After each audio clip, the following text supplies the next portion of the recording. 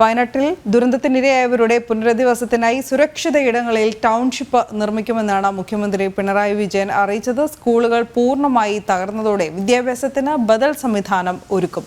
ദുരന്തത്തിന്റെ കാരണം അന്വേഷിക്കുമെന്നും മുഖ്യമന്ത്രി പറയുകയുണ്ടായി. ദുരന്തമേഖലയിൽ രക്ഷാപ്രവർത്തനം അവസാന ഘട്ടത്തിലാണെന്ന് മുഖ്യമന്ത്രി പറഞ്ഞു. 148 മൃതദേഹങ്ങൾ കൈമാറിയിട്ടുണ്ട്. ഇനി 206 പേരെയാണ് കണ്ടെത്താനുള്ളത്. 93 ദുരിതാശ്വാസ ക്യാമ്പുകളിലായി കഴിയുന്നത് 10,042 പേർ. ദുരന്തത്തിന് ഇരയായവർക്ക് സുരക്ഷിതമായ മറ്റൊരു പ്രദേശം കണ്ടെത്തി ടൗൺഷിപ്പ് നിർമ്മിച്ച് പുനരധിവാസം ഉറപ്പാക്കുമെന്ന് മുഖ്യമന്ത്രി അറിയിച്ചു. ദുരന്തത്തിൽ നിന്നും രക്ഷപ്പെട്ടവരുടെ പുനരധിവാസം മികച്ച രീതിയിൽ നടത്താനാവണം എന്നാണ് ആലോചിച്ചിട്ടുള്ളത്.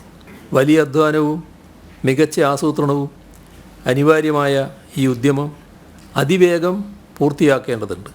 ഒരു വലിയ ജനവാസ മേഖലയാണ് മറഞ്ഞുപോയത്. അതിനു പകരം കൂടുതൽ സുരക്ഷിതമായ മറ്റൊരു പ്രദേശം കണ്ടെത്തി അവിടെ ഒരു ടൗൺഷിപ്പ് തന്നെ നിർമ്മിക്കാനാണ് ലക്ഷ്യമിടുന്നത്. അതിനാവശ്യമായ ചർച്ചകൾ ഭരണതലത്തിൽ ആരംഭിച്ചു കഴിഞ്ഞിട്ടുണ്ട്. ഏറ്റവും മാതൃകാപരമായ രീതിയിൽ ഈ പുനരധിവാസ പദ്ധതി അതിവേഗം പൂർത്തിയാക്കാൻ ലഭ്യമായ എല്ലാ സൗകര്യങ്ങളും ഉപയോഗിച്ച് പ്രവർത്തിക്കും.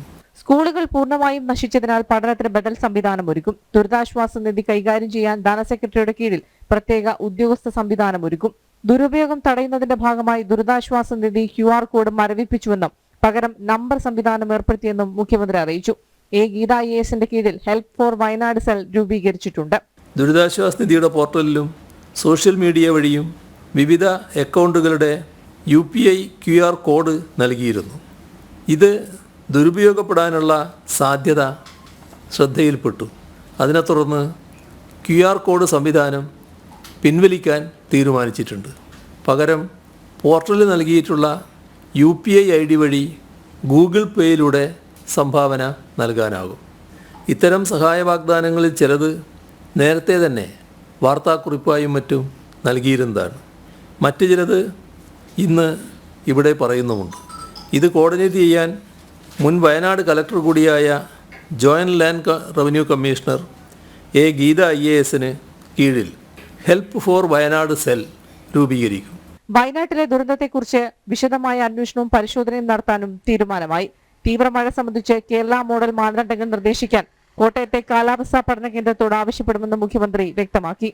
മുഖ്യമന്ത്രിയുടെ ദുരിതാശ്വാസ നിധിയിലേക്ക് ചലച്ചിത്ര താരങ്ങളും വ്യവസായ പ്രമുഖരും ഉൾപ്പെടെ നിരവധി പേർ സംഭാവന നൽകുന്നുണ്ട്. ദുരിതബാധിതർക്ക് വീടുകൾ വെച്ചു നൽകാൻ പലരും സന്നദ്ധത അറിയിച്ചിട്ടുണ്ടെന്നും മുഖ്യമന്ത്രി പറഞ്ഞു. ജനം, തിരുവനന്തപുരം.